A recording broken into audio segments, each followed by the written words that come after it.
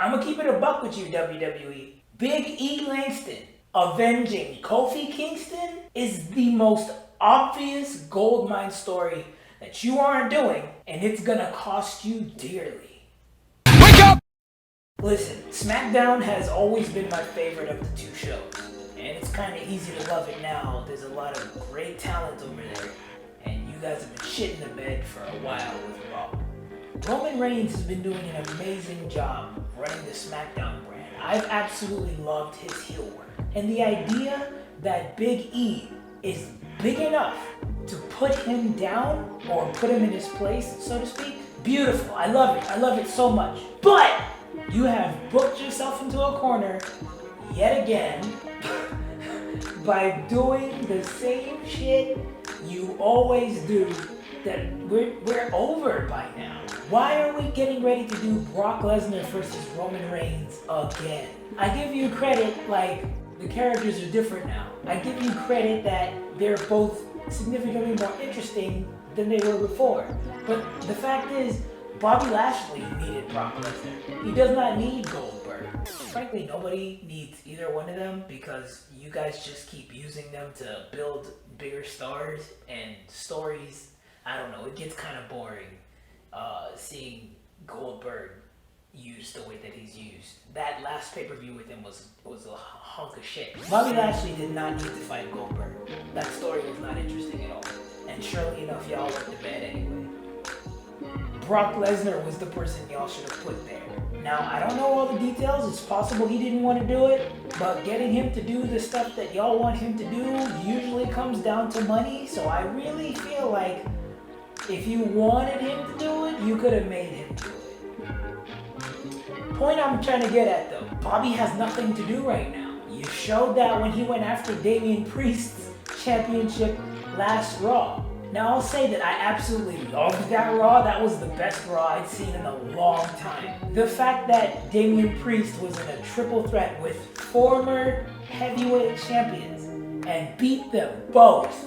Yes, absolutely, that was amazing. The fact that Bobby Lashley almost came after it though, I mean, on some levels that legitimizes that belt even further. But what does it say about the one that he has already? And the fact that he's even in that situation is because he's whooped everybody. All the more reason for Brock to have been the one to face him. Kofi Kingston was destroyed by Bobby Lashley a couple months ago, and that was heartbreaking to watch. It was extremely heartbreaking to watch. And he hasn't been seen since. That is brilliant seed planting, but you're watering it with Gatorade. And what I mean by that is, why hasn't Big E come over and handle business? The problem is, you want to act like these two shows exist in their own universes. But us fans aren't idiots. We don't forget the dumb shit that you do, like the wild card rule or the brand invitation or whatever you want to call it each week, where a character from another show crosses over into the other show with no real explanation other than whatever you have Michael Cole spit out.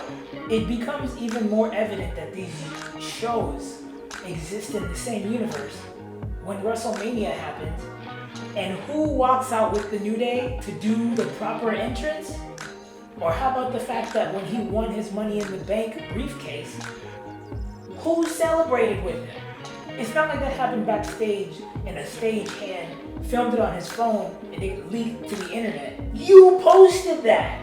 You filmed it, you edited it, you uploaded it, and we saw it. This was a thing that happened with characters from two different shows. So if you're gonna go ahead and tell us that the brand separation means nothing, then you are also telling us that Big E is actively ignoring the fact that his best friend hasn't been seen in weeks. And we know that Big E wouldn't do that.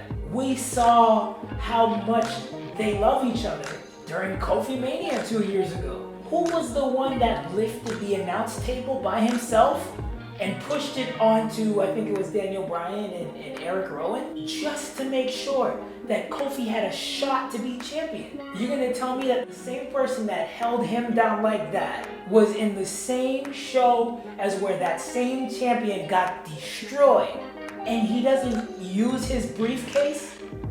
On the guy who ruined his best friend? Right, because the character of Big E is significantly more concerned with dethroning the tribal chief. I tell you what, that would work if the New Day was also on SmackDown. Because then it's the New Day versus the Bloodline. That is also an amazing story. There's no reason for that one to not happen. But the fact is, you didn't set it up like that. And you have to build a castle with the Legos you are given. Legos that you picked out and you set aside yourself. I know WWE likes to pretend that they live in a vacuum, if I use that expression properly, where no other promotions exist, and it's that kind of energy coupled with the stop-start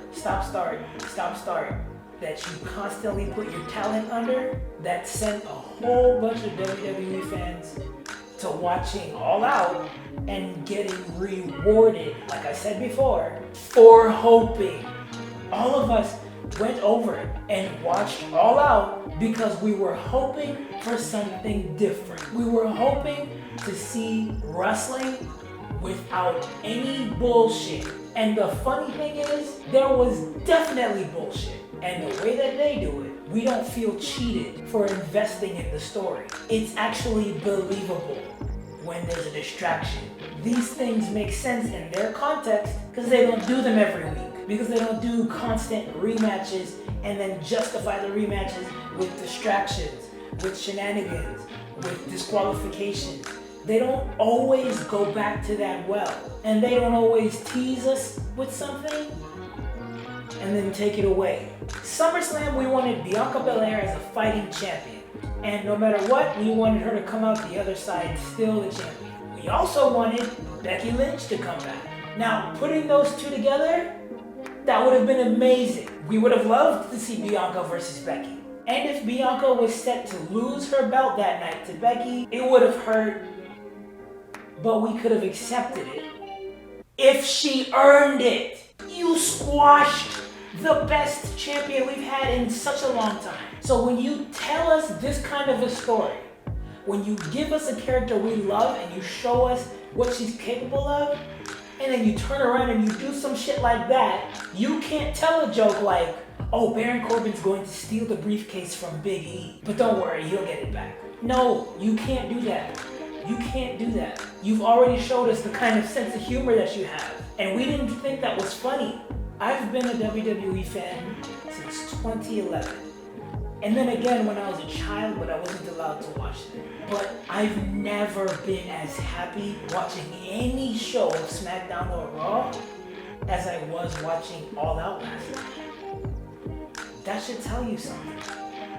That should tell you that all these stupid rematches that no one asked for, all these disqualification finishes, all these distractions, all these teases, you gotta stop doing that. Or we're just gonna tune out.